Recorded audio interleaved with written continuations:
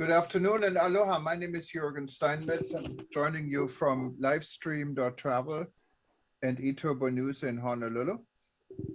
And with me is Dr. Peter Tarlow, our co-host. He's joining us from College Station, Texas. And before we get into the serious breaking news going on today, let me ask Peter how the weather is, and I'll tell you how things are here in Honolulu. Well, the weather here in Texas was really beautiful. It was a lovely day, nice sunny weather. It's my pleasure. So it was a beautiful day today in Texas, blue skies, high clouds, and we're especially grateful because, as you know, just a few hundred miles to the east of us is New Orleans. And of course, they're having the worst hurricane in the history of the United States. And so while we may be complaining because it's 92 or 93 degrees, they're in a situation with millions of people without electricity. The hospitals are filled because of COVID, and the entire city is blacked out. There's no electricity at all in New Orleans. So we're very thankful to be in Texas, where we have blue skies.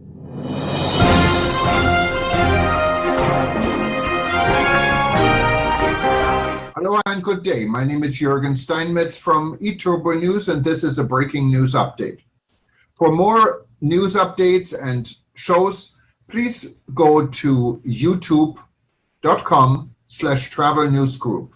youtube.com/travel news group. Here's our update. U.S. travel, EU travel restriction disappointing. Travel is a crucial component of the global economy and will be necessary for a full recovery from the economic devastation of the pandemic. European Commission recommends travel restrictions for U.S. travelers to EU. Many EU countries experienced boost in inbound visitation this summer. U.S. travel encourages the EU to remain open to vaccinated Americans.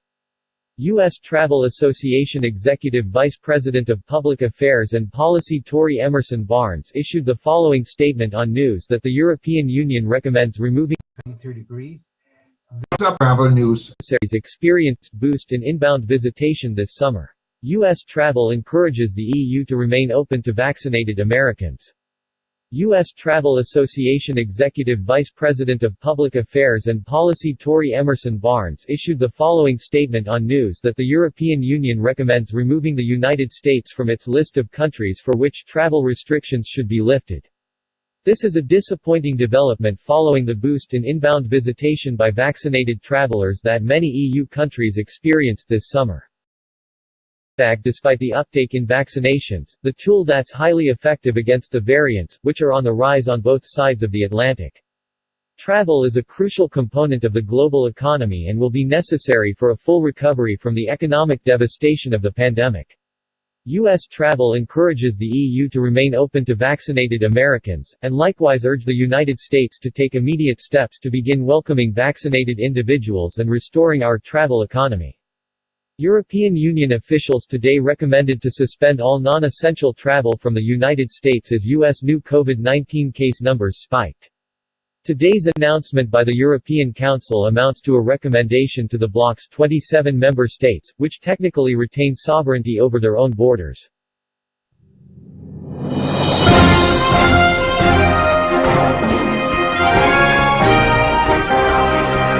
Thank you for listening.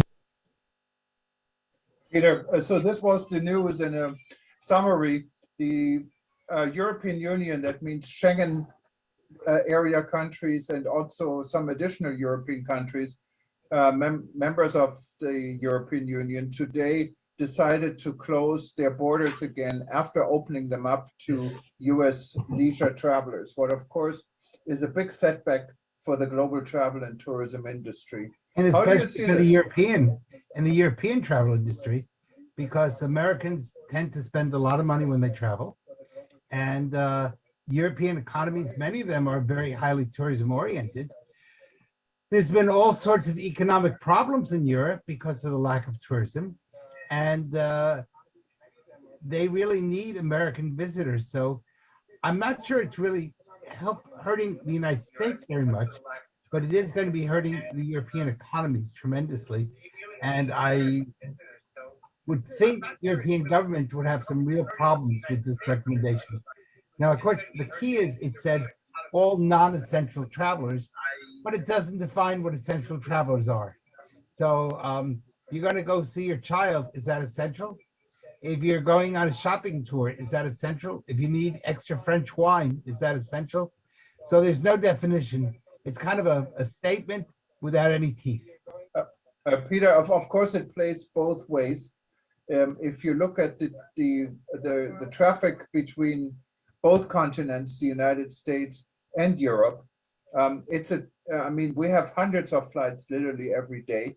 Many airlines are affected, and they have been flying empty for the last 2 years almost. So for the economy on both sides of the Atlantic, this is kind of a disastrous statement. But considering the situation with COVID, was this the right decision? I don't think so. Because if you look at the figures, you have high levels of people with the Delta variant, but they tend to be people who either have comorbidities or they're people who have not been vaccinated. And I think the real issue is, rather than saying we're going to close borders, we ought to be saying anyone who's had fully vaccinated ought to be able to take a COVID test and prove you're negative and then travel. And I don't know why we don't have set up in US airports and in European airports COVID testing that can be done fairly quickly. And then people can be on their way and have a great vacation. Yeah, I think the testing situation in Europe is actually quite good. You have facilities at the airport. I know specifically in Frankfurt Airport, you have facilities available of instant tests. Yeah. You also needed to be tested. I don't think you want to say Europe. I think you want to say Germany, because the testing facilities are not good in a lot of other European countries. Germany, it's true. It's not true in Southern Europe, and it's not true in most of France. So I don't know what the UK situation is, but Europe needs to up its testing. There are some countries like Germany that have done quite well, but there are countries like Poland. And of course, one of the problems in Europe is once you're in Europe, because there's no standardization, you can easily go from one country to the next, and there's no way of protecting the borders. So if I come into a country that's lax, such as Italy or Spain, I'm in Germany. Now, if you look at some of the other countries besides Germany, Malta declared itself, for example, to be COVID-free, right, and also have herd immunity. What happened to herd immunity? And Israel, I think, was in the same boat. Yes, yes. So I'm not really sure. You know, I mean, I don't think Malta is a major player in the world of tourism. It's a small country. New York, or Atlanta, or Houston, or Paris, or Berlin, or Amsterdam. Wherever you're going, there should be a standardized form of testing. And I do believe people to get on planes should be proved that they should prove that they are COVID-free before they get on the plane and COVID-free when they get off the plane. And then we can look at the issue of testing even serological tests to see if they actually have, which may be more valuable, do you have a high level of antibodies?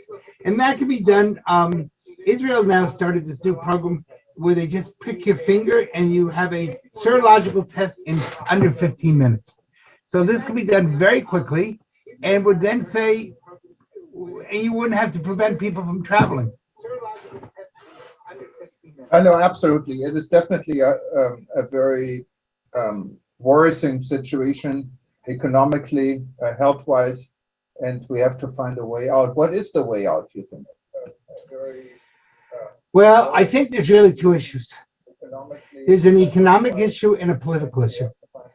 And the political, brilliant elite class does not always understand the economic issues. And tourism is not a political industry, it's an economic industry. And so we have a real problem because a lot of people use COVID as a way of political control rather than seeing tourism as an economic benefit. And so I think the tourism industry is caught between the jaws of the politicians and the needs of to make money. Yeah, no, absolutely, Peter. Okay, when we get back, we're going to talk about Brazil. So please stay.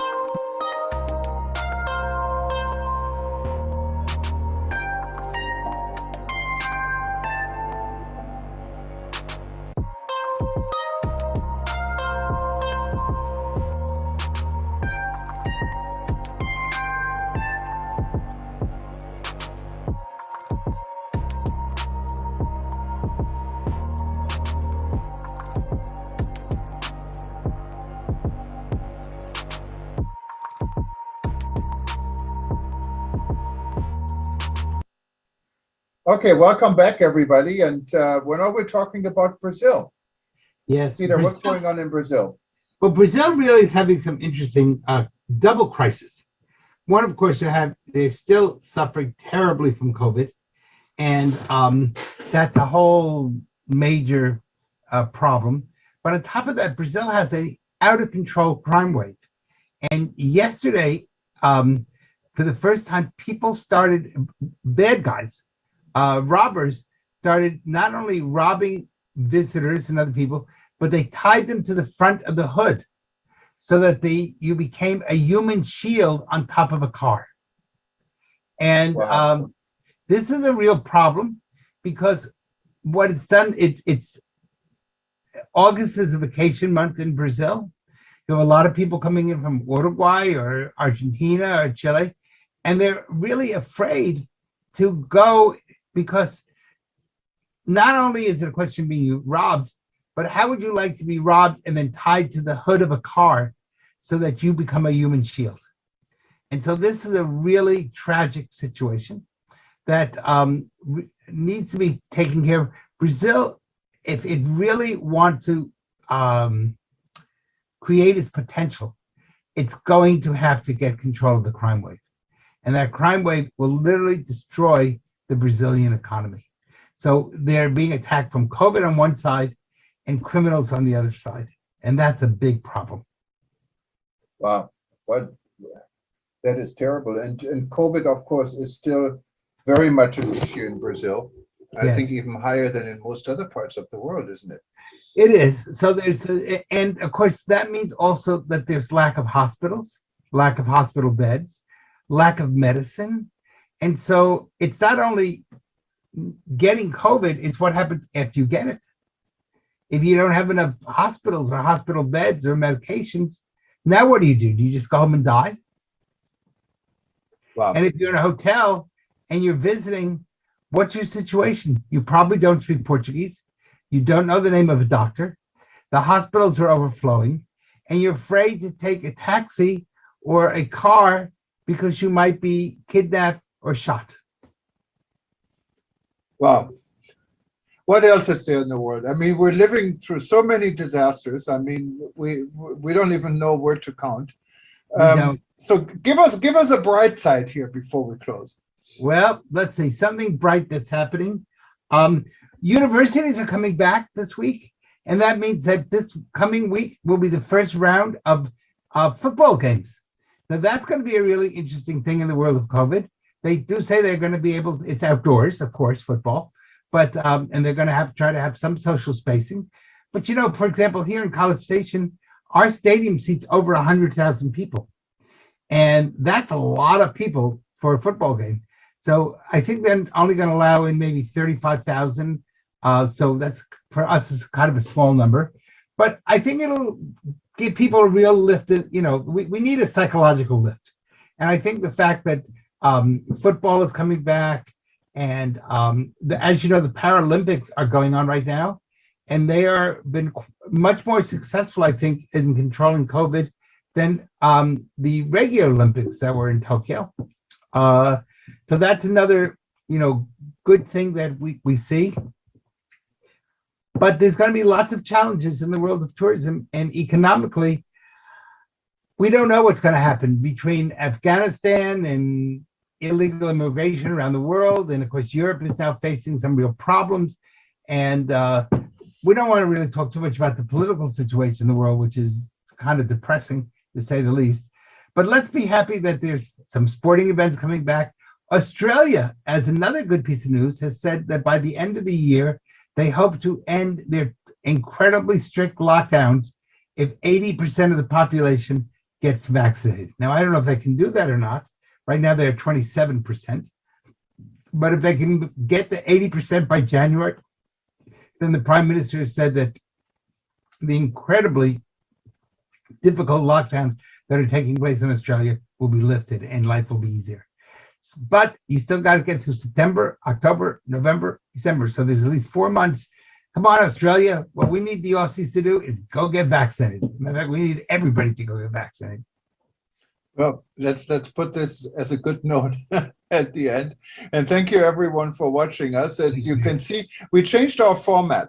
So we might pop up on your screen at any time, day or night, depending on the situation. You're also going to see other video clips throughout the day and throughout the night. And if you miss anything, all you need to do is go to livestream.travel. You will find repeats of this, or better go to our YouTube channel because everything is now on YouTube. But Peter, maybe you can repeat that YouTube address again. Yes, the easiest way to go to YouTube, when you're on our website, on the top of every page, you see the breaking news show banner. That brings you to YouTube. Just click on the banner. You go to YouTube. What is youtube.com/travel news group. Well, for everyone else, for right now, we're going to say good night, goodbye, and we might see you in a few minutes, depending on the news. Okay, take care. Bye-bye.